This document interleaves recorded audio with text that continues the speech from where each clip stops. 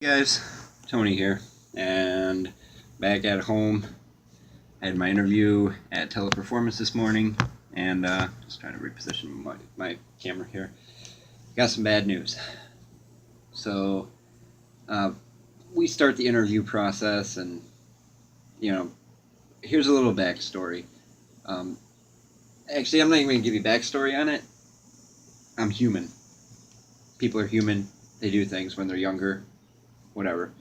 Anyways, so today's vlog is going to be about should people be restricted or not allowed to do certain jobs based on things that happened 10 years ago. So that's what this vlog is going to be about, and it ties into this interview. So, anyways, when I was filling out my application, there was a box for either if you're a felon, if you've been convicted of a felony, or convicted of a misdemeanor. I have I have misdemeanors on my police record, traffic ones and not traffic ones. So I go in there, I check no to felon because I'm not a felon. I've never been convicted of a felony. But I check yes to a misdemeanor, and I give the month and the year that it happened, approximately. So I go into the interview. She asks me what it's for, and I tell her it's for aggravated assault. And she goes, at this juncture, we can't go forward because the client that they work with doesn't want to work with people that are violent. And I looked at her and I was like, do I look like a violent person?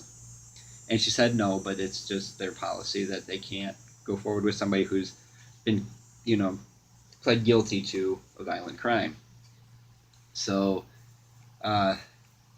now I'll give you a little bit of backstory here before we get into the whole vlog here. So when I was much younger, 10 years ago, almost 11 years ago now, I was a little angry. I went to anger management classes and everything. And anyways, I'm not going to give you the whole backstory on it because that's just stuff that just doesn't need to be brought up. But I was charged with aggravated assault. And I pled guilty to aggravated assault. Um, you know, Aggravated assault, no intention to cause bodily harm. It was just aggravated assault. So I went to jail, spent some time in jail for that. And then, I thought, okay, no biggie. And it's come up before on other job applications. They've asked, what was the misdemeanor for? And then I tell them, and they're like, okay, no biggie.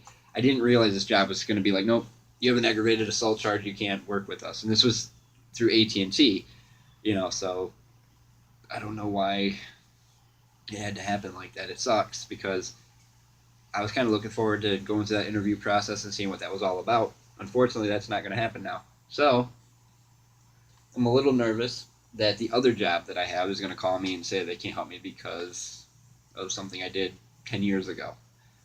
And it weighs really heavy. So if you're a young person and your life is just beginning, don't do stupid things like that. Don't take actions into your own hands when it comes to physical violence, things like that.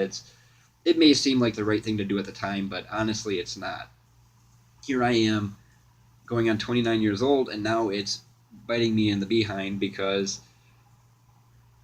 I had it wasn't even a momentary lapse in judgment. I just made a bad decision. I made a bad decision to use my fist to get the answers I wanted, and I shouldn't have done it like that. And the situation that occurred to make that happen was completely stupid. There was no point for me to do what I did. So if that says anything, if you don't have any misdemeanors and stuff, or if you do, hopefully they're not, violent things, because some employers won't hire you if you have a violent history at all. And one of the other jobs that had brought it up was this job I did a few years ago, back in 2011, 2012, somewhere in there, for just a couple of months. In the interview, she said, we don't hire people that have violent crimes on their police record. And I told her what happened, and I explained the situation to her. And she was like, all right, well, we're going to give you a shot. And it worked out. However, this time, not so much. I didn't think anything of it when I was filling out that application. I was like, yes, I have a misdemeanor. Yes, I pled guilty to a misdemeanor. I've pled guilty to a couple of different misdemeanors, usually vehicle-related, traffic-related things, failing to give the right-of-way to another car, running a stop sign, whatever. Those are misdemeanors.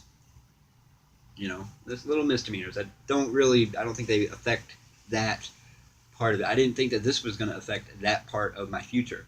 But now going forward, I know, again, that, a bad decision, it doesn't just follow you for that small instance. It follows you for the rest of your life. And I've made a lot of bad decisions in my life. And that was one of those decisions that, like I said, at the time, it seemed like the right thing to do. In hindsight now, not so much. I ruined a friendship, and it really didn't give me the satisfaction that I wanted. So I'm kind of, biting my nails, thinking, okay, is this other job going to call me before I go into work tonight because they want me to start tonight? Are they going to call me before I go in and say, don't bother coming in because we can't hire you because you're a violent person? I'm not a violent person. It takes quite a bit to get me to the point of violence. And I don't get pushed to that point very often. When I was a teenager, it was really easy. I had easy red buttons you could push, and I'd be ready to, fist and fight. But as I got older, I was like, yeah, it's whatever, no biggie. And this one was kind of like a really big slap back to reality because I just drove 35 minutes to get there. I walked in there, told them, hey, I want to do my interview and stuff. They had this an armed guard, search me and stuff, make sure I didn't have any weapons or anything like that. They sit me down. I take their self-assessment test, the first test, and I get like a 98. And they're like, well, that is very unheard of. You did everything perfect. And then I go to the next one, and it's a typing test, and they want 25 words per minute, and I typed 87. And they're like, wow. And I'm like, okay. And then they're like, all right, well, just sit here and wait for your interviewer to come out. She came out, and I talked with her for maybe 35 seconds. And that was it. So I spent 40 minutes doing those tests, 30 minutes driving out there, 30 minutes driving back for a 30-second interview where she said, we can't work with you because you have a violent crime. So here's the question that I pose. Should companies, use that as a scaling pattern? I mean, I understand if, like, you were a felon, you were convicted of attempted murder or aggravated assault where you had intent to cause bodily harm, which would be a felony because that means you tried to, break their bones. You tried to, cripple them, whatever. That is a felony. But is beating somebody up, roughing somebody up a little bit, is that considered a violent crime? Because, of the situation and circumstances that happened.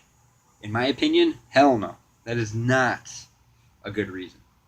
And this makes me wonder if I had continued on the path I was on when I was younger and I was going to go to college and stuff, and if I had still had that charge, would I still have trouble finding a job today because of that? If I still had gotten that charge in 2008, would I still be in the same predicament I am now? And I'll never know, but now it makes me question how much further I should push for things. Should I just suck it up and do some crappy jobs and not try to make a lot of money? Because apparently, if you try to get a higher paying job, they scrutinize your background even more.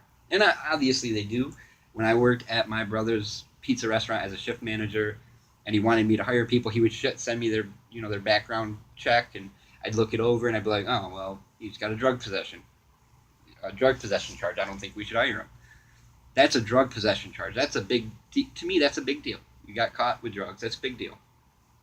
But if you beat the crap out of somebody because they put their hands on somebody they shouldn't put their hands on, I don't consider that. In my personal opinion, I don't think it's a violent crime. I think that the guy got what he had coming. But again, in hindsight, as I'm older now, I could have handled it differently. And I should have. I should have just got up and left. Be like, no, I'm not even going to stay here. We're just going to go. That's what I should have done, but I didn't. And unfortunately, 10 years later, or almost 10 years, now I have to pay the consequences for it. I didn't think nothing of it when I was younger. I mean, yeah, going to jail, that sucked. But I was like, all right, I'll go to jail, do my time, pay my fine, do the counseling stuff, the anger management classes, and I'll be good to go, whatever. No biggie. I'll be able to live my life normally. That's how I thought it was going to be. That's not how it happened. Now, I'm stuck in a dilemma of, can I get a job? Can I not get a job? Because what places, almost every job I've applied to, if it asked if I had a misdemeanor, I've always been honest. If it was, other than if it said, "Have you ever pled guilty to a misdemeanor that was not a traffic violation?" If it shows up and it asks it, I always say yes. I'm always honest on my applications. I don't lie. I have no reason to lie about it. It's not uh, something I'm proud of, but I don't lie about it. I'm not going to say nope and then have them do a background check. And then they would be like, well, you lied to us. You said you didn't, but you do. So I'd rather be upfront, honest with them from the get-go. But I don't think that should automatically disqualify me from a job that I know damn well I'd be good at. And that's what happened today. I was disqualified from doing a job that I knew I would be good at. And like that temp service, they said they had this job in network administrating, and you needed certain certifications to be able to do it. And I told him, I was like, look, man, I know I don't have those certifications, but I know how to do it. He goes, well, we can't give you the test without the certifications. I was like, dude, I understand that. And I tried convincing this guy to let me do it because I know it.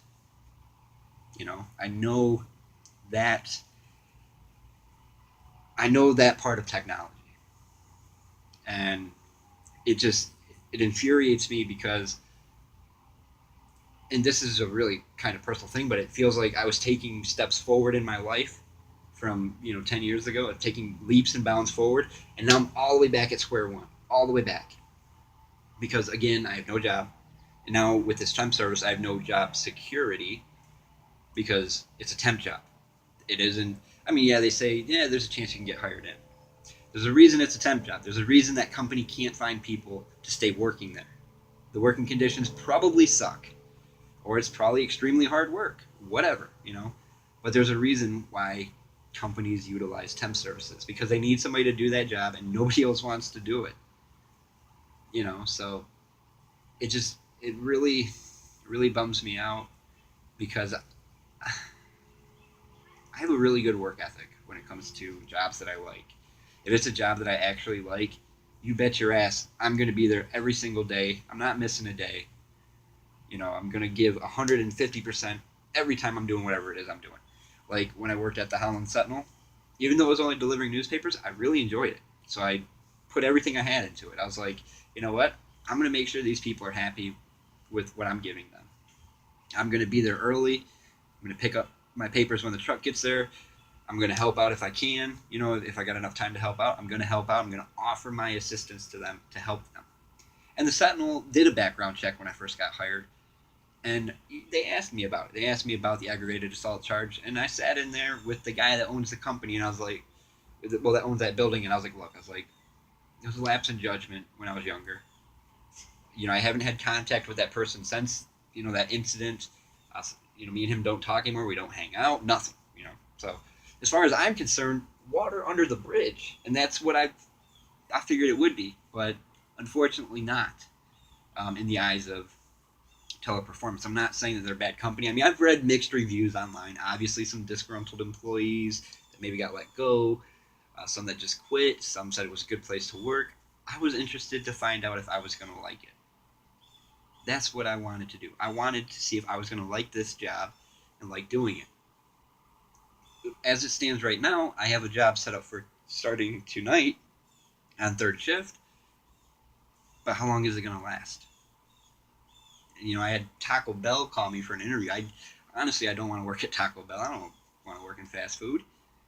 I like working with computers. I love it. I absolutely love it. And I like helping people in the situation of maybe their phone is messed up, or when I worked at Nova One and did roadside assistance, I loved it.